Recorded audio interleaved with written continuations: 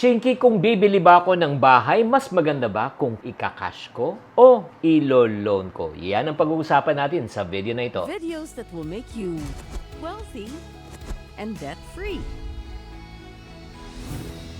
Hi there, this is Chinky Tan, your pambansang wealth coach. Today, we are going to talk about, syempre, cash or loan pagdating po sa bahay. Alam mo, ang pag-decide po sa pagbili ng bahay is one of the biggest financial decision that you are going to make. Especially kung first-time home buyer ka, tapusin mo tong video na ito. I want you to get a paper and pen. Pag-usapan muna natin ang pros and cons muna ng pagbili ng bahay sa loan. Okay? So, una muna, loan. Ang kagandahan po sa loan, hindi po kailangan mo ng malaking pera.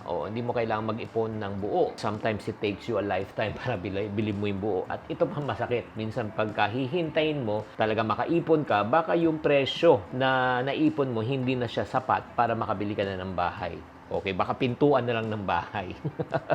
That's number one. And number two, ang kagandahan po rin dito, syempre, pag ikaw nakabili ka na agad ng bahay, may potential po siya na tinatawag natin na property appreciation. Diba? Kahit na inutang mo yung bahay at interest, I do believe na mas mataas po ang tinatawag nating property appreciation. No? Pagtaas ng halaga ng property mo kumpara sa babayaran mong interest. Number three, lalo na kung ikaw, bumili ka na ng second house, no? Na inutang mo, pwede mo gawing rental income rin. So, this can be a source of your cash flow na buwan-buwan, meron kang pumapasok na pera kahit di ka magtrabaho. Number 4, syempre, sa pang kagandahan, leverage, di ba? Minsan, nalileverage mo yung pera na pinaghirapan mo. Kaya, as a matter of fact, hindi mo pa nga nilalabas buo yung pera mo, pero meron ka ng property. Ano naman po ang cons ng pagbili ng mga property pagka nangutang ka? Number 1, syempre, meron kang utang. Syempre, may utang ka, may financial risk ka. Wag naman po sana, wag naman po sana na tumigil po ang iyong income, ang iyong cash flow. Ang question, paano na mababayaran ng utang?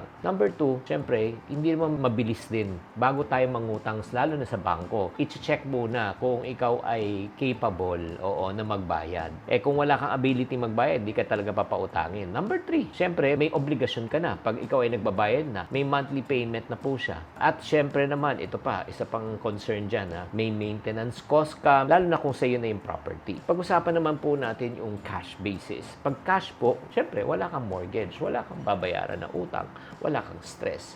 Number 2, wala kang risk. Lower ang risk mo kasi, syempre, wala kang risk na maremata. And then number 3, immediate ownership. Syempre, immediately, magagamit mo na kung anong purpose mo. And then, pang-apat, syempre, wala kang babayaran na interest. And syempre, napakasimple lang po. Kasi stress-free ka. Ano namang cons pag ikaw ay bibili ng cash? Number 1, mauubos ang tinatawag na cash flow mo. That's number 1. Number 2, kailangan mag-ipon ka ng matagal. Lalo na kung mabagal ang cash flow. Kung mabilis ang cash flow, wala kang problema. Number 3, syempre, pag binili mo ng cash, meron ka rin missed opportunities. What do you mean by missed opportunities? Just in case may mag-open ng isang magandang opportunity, since lahat ng pera mo, nilagay mo na sa bahay na yan, wala na.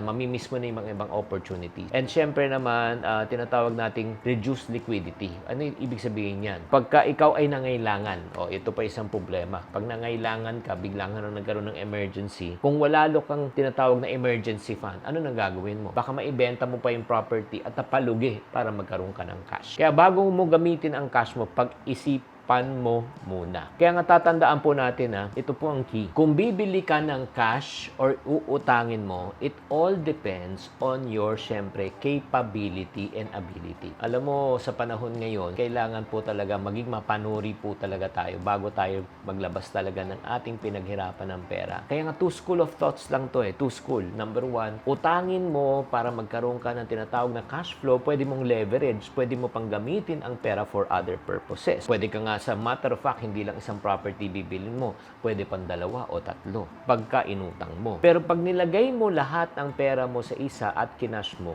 baka malugi ka. Again, tama naman yung dalawang thoughts na yan. Pero itong problema. Ang problema, pag bumibili ka, diversify mo ang iyong cash right now. Instead of buying 1 property at bumili ka ng 3 property, 3 ang obligation mo. Uulitin ko, walang problema kung gusto mong ganun ng setup as long as may healthy source of cash flow ka na kayang bayaran ang monthly amortization ng 3 kahit walang umuupa, go ahead, gawin mo yung discarding yan. However, pag iisa lang talaga ang source of cash flow mo at nanganganib ka pag oras na naputol yan kahit gaano kalaki, makokompromise yung 3 binili mong property, wag na wag mong gagawin yan. Pero, para sa mga tao naman na naninigurado, ayaw mo na stress, ayaw mo na sakit ng ulo, ayaw mong may iniisip ka pa, may obligasyon ka pa, at kung may cash ka, okay, i-cash mo na. Carefully consider everything before you make that investment or you make that purchase. Ultimately, ayaw natin ma-stress. Kaya para sa mga tao na gusto pang matuto tungkol sa investment, tungkol sa property, please tune in to this channel and don't forget to subscribe and follow me. Maraming salamat. Sana naman natulungan kayo. Tatandaan, tamang karunungan, tamang disiplina po ang susi sa pagyaman.